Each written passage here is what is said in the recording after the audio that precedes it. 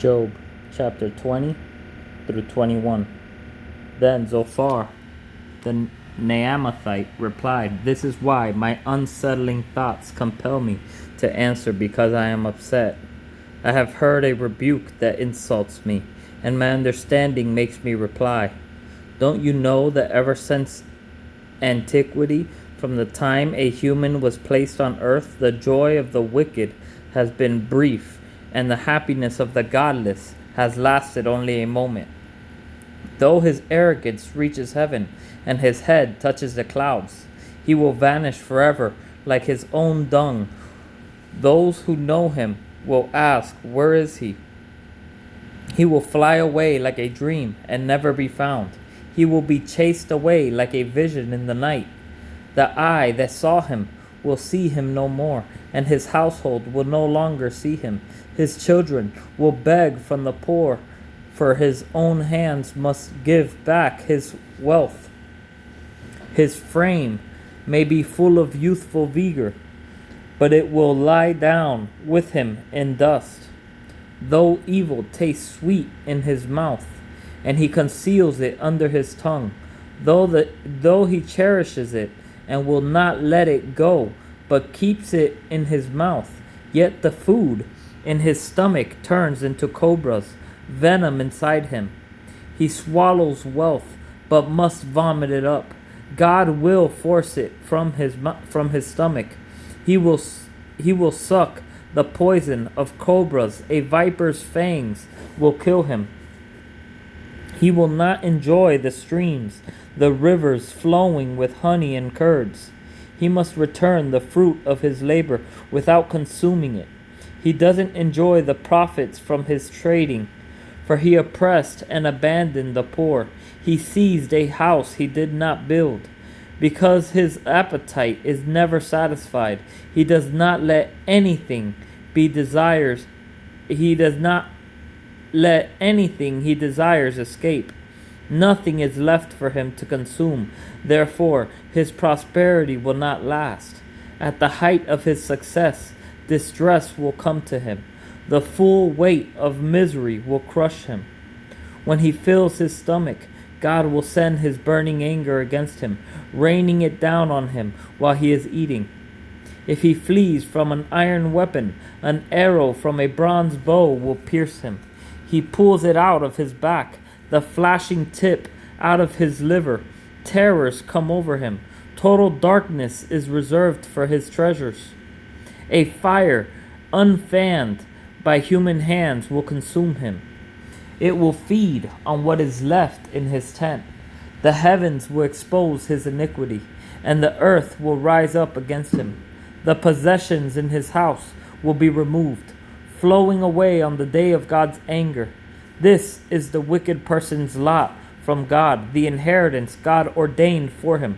Do not store up treasures here on earth, where everything is going to perish, but store up treasures in heaven.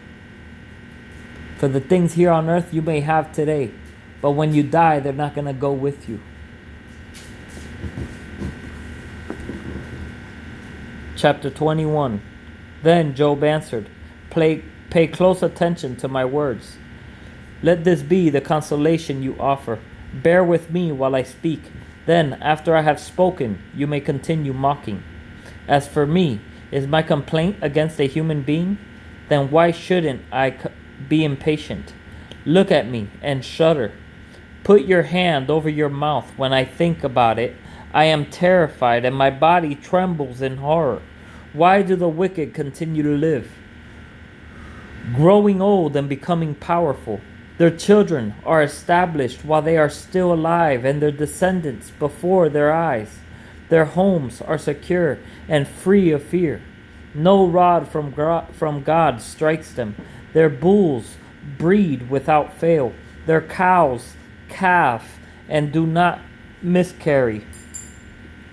They let their little ones run around like lambs. Their children skip about, singing to the tambourine and lyre, and rejoicing at the sound of the flute. They spend their days in prosperity and go down to Sheol in peace. Yet they say to God, "Leave us alone. We don't want to know your ways. Who is the Almighty that we should serve him? And what will we gain by pleading with him? But their prosperity is not of their own doing. The counsel of the wicked is far from me. How often is the lamp of the wicked put out? Does disaster come on them?